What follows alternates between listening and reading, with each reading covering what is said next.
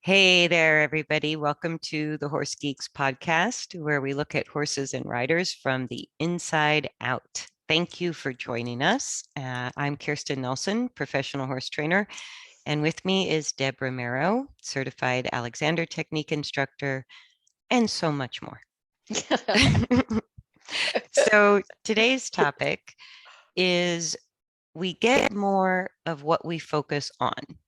Now, what does that mean? And actually, what I wanted to introduce in this podcast, kind of picking up from last time, we talked about my dad having triple bypass surgery at 85 and how movement is important as we age.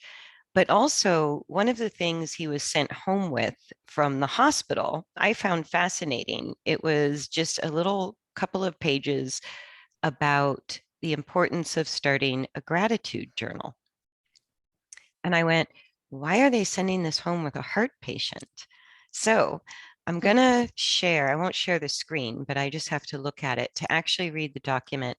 And unfortunately, the author of this is not listed anywhere on the paperwork that went home with my dad. I was really searching for it because I'm not sure who wrote this. There's a quote in here of another Rick Hansen, who's a neuropsychologist who actually, I think, won the Nobel Prize for some of his work. But I found it fascinating that this gratitude journal was sent home with my dad in the context of helping him heal and for his health. So I think I'll kick off today's podcast with just sort of reading directly from the page. It's not long. And then maybe we can pick up our conversation from there. Sure. So whoever the author is, I'm just sick I can't give him credit, but starts off with confession. I've always been a little skeptical of the positive thinking movement and the idea that just doing daily affirmations made me a little nauseous. Just being honest, I'm totally on board with this guy. Like I've seen a lot of positive thinking and gratitude and frequency or vibration upgrades or whatever just become denialism. And I go, your horse will sort that out for you real quick. Really quick. So he goes on to say, but then I learned about two key concepts that changed everything: negativity bias and neuroplasticity. So negativity bias is the term scientists use to describe the innate human tendency to focus on negative experiences and stimuli. This is biologically hardwired cognitive bias that helped us survive in the natural environment that we evolved in. That really hit me. I go, this is a biological tendency that we have to focus on the negative. And he goes on to say negative experiences were often threats to our survival. So our distant ancestors that were most attentive to these and able to learn from them were the ones that passed their genes down to us. Wow. On the other hand, positive experiences, while enjoyable, don't contribute much to our odds of survival. So they don't carry the same weight and importance in our brain. So then he quotes neuropsychologist Rick Hansen, puts it this way: our brains are like Teflon for positive experiences and Velcro for negative ones. And I go, wow. Oh, that's awful. Yes. I got to write that down. Teflon. Teflon for the positive and for Velcro positive, for the negative. And Velcro. They stick. Oh. They stick. But when I read that, I go, oh, so there is such a term as negativity bias, which describes our innate biological need to notice the things that are wrong as a tool of survival. So I found that fascinating because it really took the kind of the personal pressure, or what I would call new age guilt, off of focusing on the wrong things. You know, I go, I can't help it. The shit that's wrong is right here. It's in front of my face. How can you not notice it? It's coming up in your brain. It's not just in your face. It's chemically in there. Right. And what finally made sense to me then about a gratitude journal or writing down daily affirmations or whatever is that we have to, just like with our habits of movement, we have instinctual uses of our body that help us survive in fight or flight. But then there's a higher learned coordination as we understand what is more mechanically, theoretically better for our bodies. And then there's all those uses of our bodies in between. So biologically, our body will organize for survival without us thinking about it too much.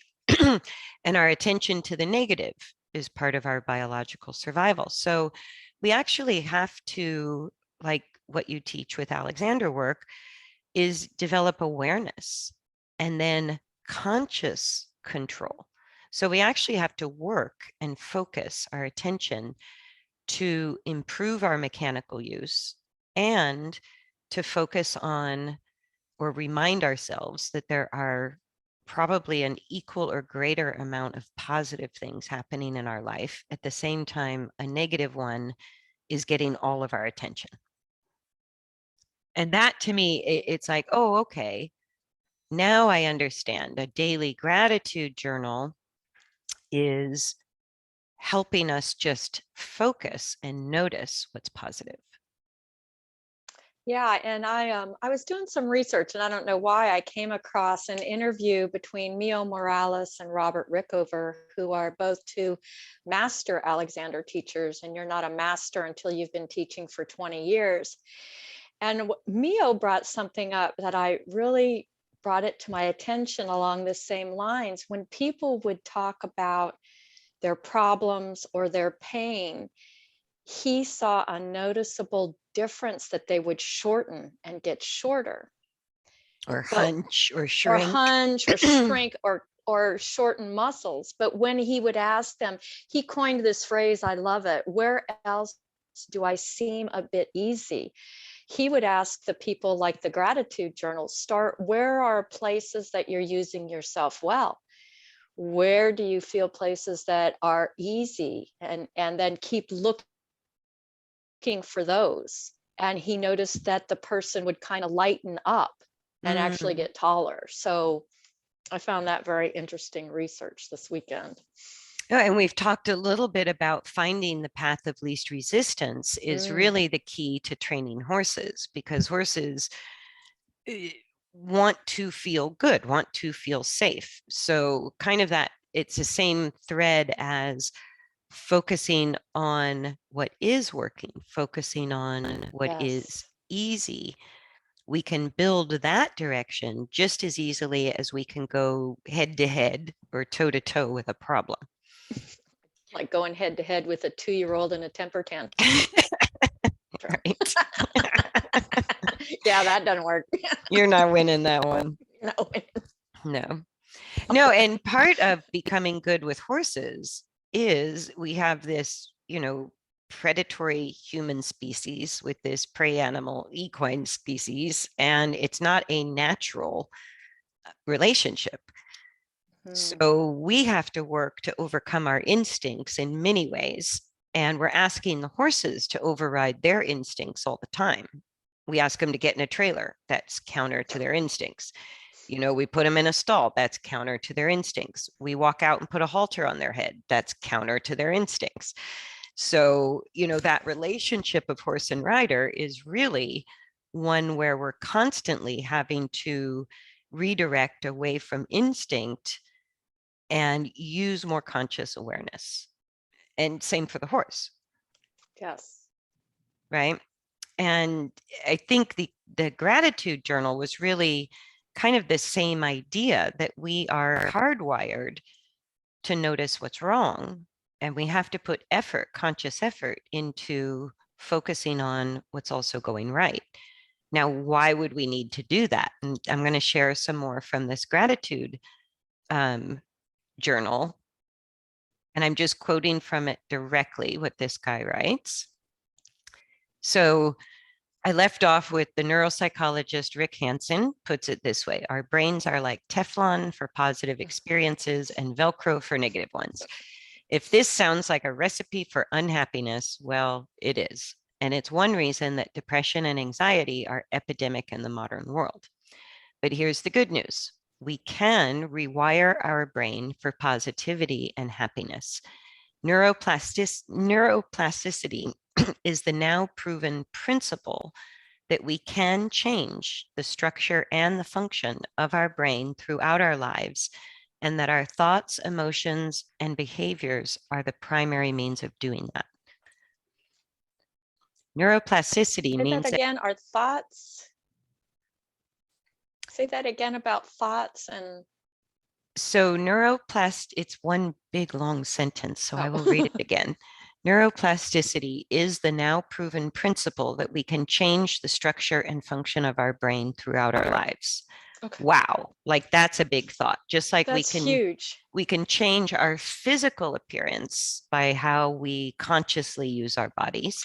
We can also change the structure and the function of our brain throughout our entire lives, which brings us back to the last one on how we work with age, right? And then says that our thoughts, emotions, and behavior are the primary means of doing that.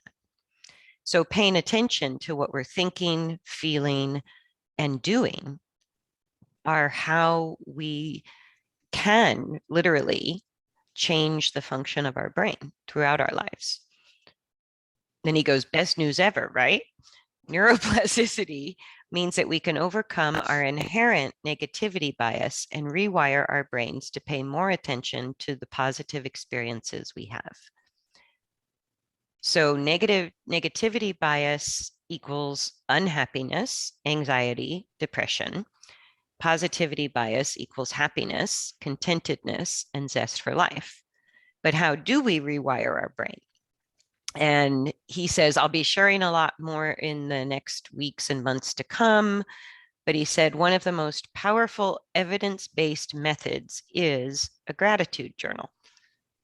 So writing down what we're grateful for on a daily basis shifts our attention away from negativity and towards positivity. This changes the wiring in our brain, which in turn leads to changes in gene expression and cellular function throughout our body. Eric Kandel won the Nobel Prize for this discovery in 2000. Wow. Yeah, so let's talk about that a little bit. What do you like? That just literally blew my mind. It sort of makes sense in the Alexander community because the original question we would always ask each other in class was, what comes first, the thought or the action? And what always comes first is the thought, whatever that thought may be. I would say unless it's instinct. Right, right. So, instinct, I think, is where the action comes and then the thought. Yes. But you're talking conscious control. Yeah. That even when I want to walk to the door, there is a pre-programmed pattern that I've created that through my repetition. my brain tells my body what to do. So if I don't interrupt that and look at it and bring it to conscious thought, I could be using myself badly, or that consciousness, bringing it to the conscious is the only way you can change it. Yes. And I think that's what the idea behind the gratitude journal is it helps us realize, are we focused on what we don't want, or are we focused on what we do want? Because whatever we focus on, that's where our energy goes. What would be an example of what we don't want? Yeah, what would be an example of focusing on what we don't want? Like, you see it all the time. Something like, go ahead. Like, my horse always does blah when blah happens. Yes. Fill in those blanks. My horse always does blank when my horse always spooks at white plastic bags. Right. And that can become an obsession with a rider where the horse does a million other things great, but that one thing that they don't do well can become a fixed focal point, right? And it can become a little obsessive.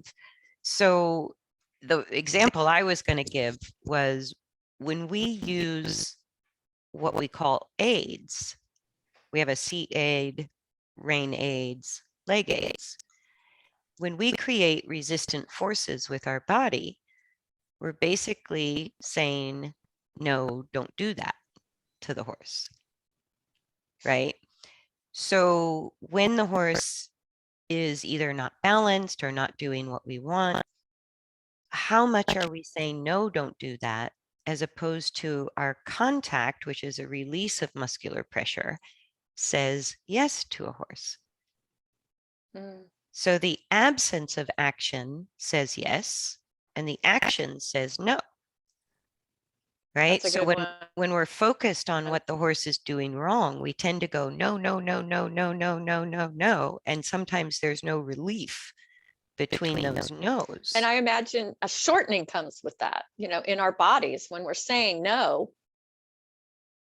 we're probably tensing somewhere. Yes. And my apologies, I just got a little window that said my internet is unstable. So we might have to talk slowly or repeat if we have little freezing. Okay. I have no idea why, but it just told me that. So let me go back to this gratitude journal where it says this changes the wiring in our brains, which in turn leads to changes in gene expression and cellular function throughout our body. So Eric Kandel got the Nobel Prize for that discovery in 2000. It goes on to say, these changes can be significant as indicated by a 2016 pilot study in patients with heart failure. The patients were split into two groups. One received standard care and the other received standard care, but also did gratitude journaling. The results were remarkable. The patients who did gratitude journaling saw a decrease in inflammatory markers, CRP, TNF-A, IL-6, I don't know what those are, and an increase in heart rate variability, which corresponds to a decrease in the stress response. In other words, just writing down what they were grateful for each day reduced inflammation and relieved stress in measurable ways.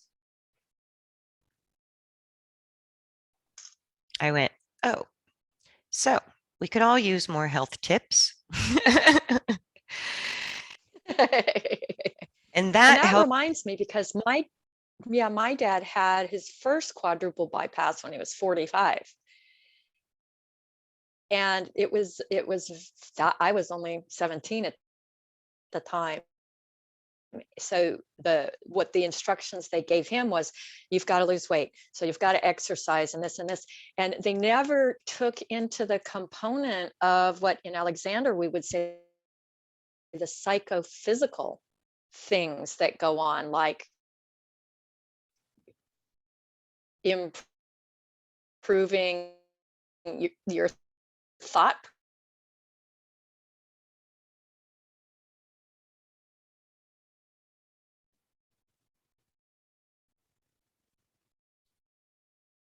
Sorry about that, guys. We froze. So we're going to take that from the top, Deb, with your dad. Yeah, so my dad had his first quadruple bypass when he was 45. I was only 17. And I remember all the information that he was getting was just about get physically fit. There was nothing, what we call in the Alexander community called a psychophysical thing, like this gratitude journal. There was nothing about that. And he had his second quadruple bypass at 65. Not to say that had anything to do with it, but they weren't making the connection between thinking, feeling, and health. And feeling, and how the psychophysical process is so important to overall health. So I have a photo bomber here. Here we go. Yeah, it's a newer term in science, this study of, let me see if I get this right, psychoneuro immunology. Oh, that's cool. Gonna have to look that up. because we can't really separate the brain from the body. We can't separate what we feel and think from how our body mechanically functions. Mhm. So, taking in the whole of it is super important. And thoughts and feelings change our actions. They also Immensely. change our biochemistry. So, like now we know how dangerous it is to maintain elevated, what we call stress hormones, adrenaline, cortisol, norepinephrine, that kind of thing. It's like those are the stress hormones flowing through our body on too much of a regular basis can have all kinds of negative impacts. So I ended up, let me go back to this gratitude journal one more time. And he wraps it up with just saying a gratitude journal isn't hard to do, but as you can see, can lead to significant positive changes, not only in your outlook on life, but in your health and well-being. So he gives a couple of options, like you can obviously do it on paper with a little book. And he recommends, oh, I found his name. So the guy who wrote this is Chris Kresser, Kresser, LLC, and he's based in Las Vegas, Nevada. So I'm sorry, Chris, you now have credit. I didn't see that before. I guess I was looking too hard.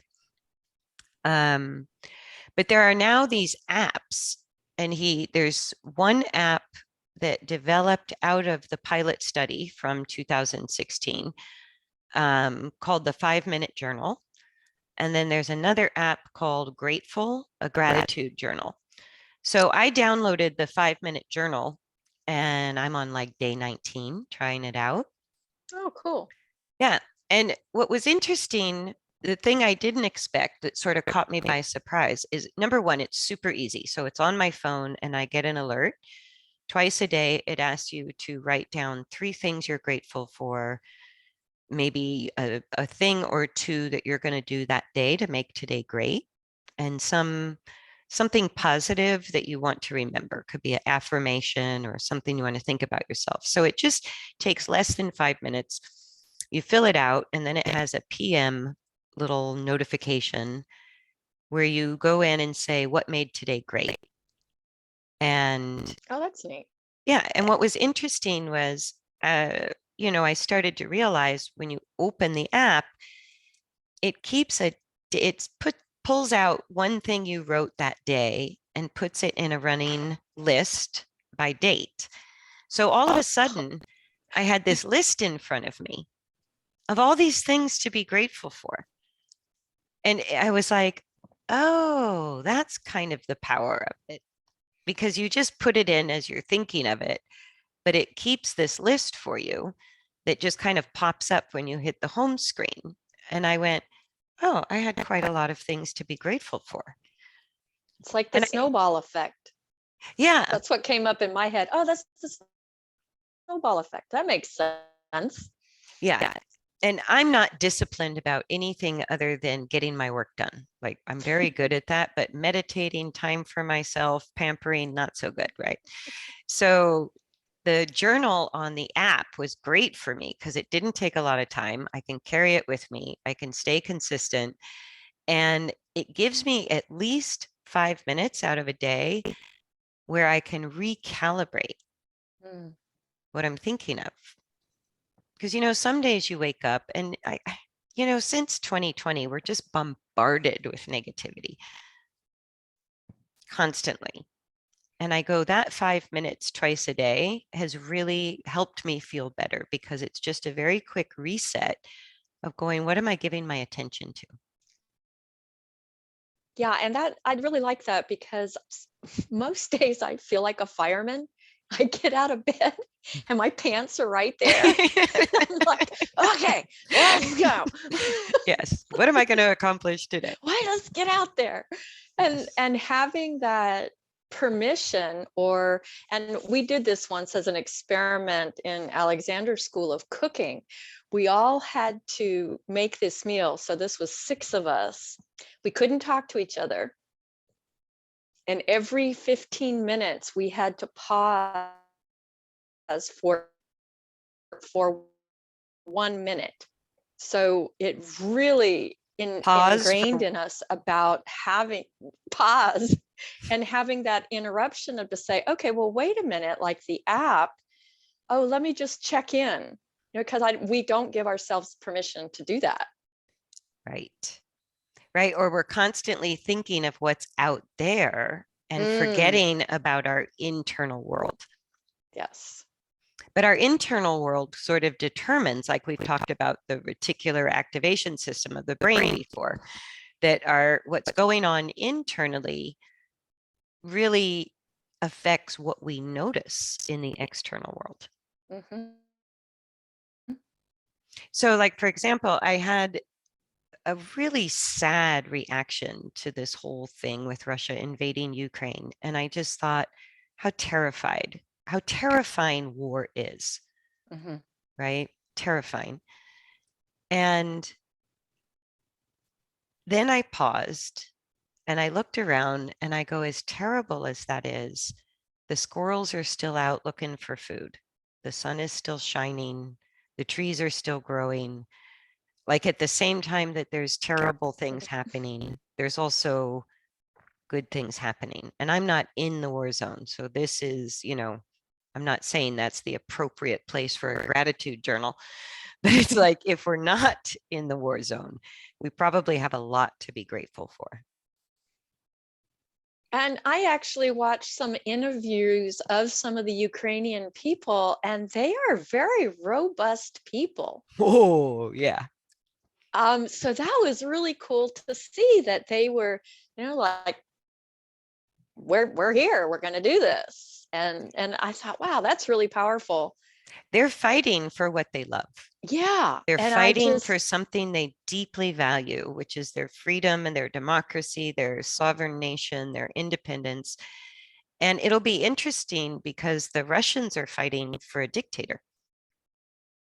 it's yeah, it's so dynamic to look at that for me. Because I really liked the interview with the Ukrainian people that I saw, just a few people today, and I was really impressed Yeah. with how strong they are, Yes. for lack of a better term. But like you said, the love, the for what they want, they're going to stand up for it. So and it's yeah. kind of an extreme example of what we value, what we pay attention to, what we hold dear, what our intentions are, changes everything. Oh, You know, completely. it's David and Goliath. And it's like, but they're not giving up. And it's, with horses, I think sometimes we just get into sitting on the pity pot because our horse is giving us problems. And we forget either how far we've come, that our new problems are so different from our old problems, or we just keep focusing on what's wrong and forget all these other things that are right with that specific horse especially. So what we look for is what we usually find. And Oh, I I think totally agree. If we look for a problem, it'll pop right in your face. we'll find lots of them. Yeah. Yeah. And I think what I really liked about, now I have to look at his name again. Did I say Chris? Whoops. Yes, I think it was way at the bottom. Yes, Chris Kresser. What Chris Kresser says, the way he put it about the gratitude journal and how we are hardwired to focus on what's wrong. And we really have to put conscious awareness, conscious focus, conscious effort Mhm. to remember the positive things in our life, or the positive things about our horses, or about ourselves as riders, or just feeling lucky in general because we're not living in a war zone. I go, all of those things, we have to consciously look for that. And then we see more. Because I think the more you look, the more you see. And that must be what he's talking about with rewiring the brain. And I go, if nothing else, a happier life, happier experience in life, or a happier experience with our horses, no matter what we do with them. And as a health benefit, we could all use immune boosting after 2 years of back-to-back COVID waves, right? I go, I'm all about anything that helps my health right now and boost my immune system. And that was something I didn't expect to find, but it went, oh, well, that's easy enough to do if it helps my immune system and makes me feel better. And I've heard from a lot of horse people how grateful they are that they've had their horses during this time. Oh, yes. Because I mean, we really have to be grateful that, in some mornings I don't, owning your own farm, it's in your face every day, but Yes. but I've been waking up and saying, gosh, I'm so grateful that I've had this. I can't imagine what it would be like to be in an apartment or not have my horses to go out and be around during this Yes, time. I'd absolutely. weighed 400 pounds by now. Well, and even what we talked about in the last podcast, staying in motion is part of what keeps us healthy. And particularly when I'm tired and I have another horse to ride, or I've got stalls to muck, or I have to unload 50-pound feed bags, it's like, oh yeah, at least I don't have to go to the gym. No, I don't have to go to the gym to get my workout. And staying in motion, being aware of my motion, I go, I will be thankful for this the older I get. I will be thankful that I had this must do every day. I don't have to pay a personal trainer to push me. They have fur, 4 legs, and they eat a lot. So mine are starting to shed. Let the shedding begin. Yes. Yeah. That's a lot of work. I know. I need to make a video of my sparkling horse with my hair disheveled and dirt all over my face and how we usually look when we're grooming. It's about that season. So anything you want to add? Like, I think one of the biggest takeaways for me is knowing that we are biologically hardwired to focus on the negative. First of all, it took away any self-blame I had related to me thinking of myself as a negative person when I get mired down with problems. And I go, well, it's a survival mechanism. It's there for a reason. Thank you very much. But I can also balance that. I don't have to make it go away. Survival is important. Yes. So I can thank it. I can integrate it. I don't have to subjugate it. I don't have to pretend it's not there. I don't have to deny it. But I can think of balancing it with also the positive things going on concurrently.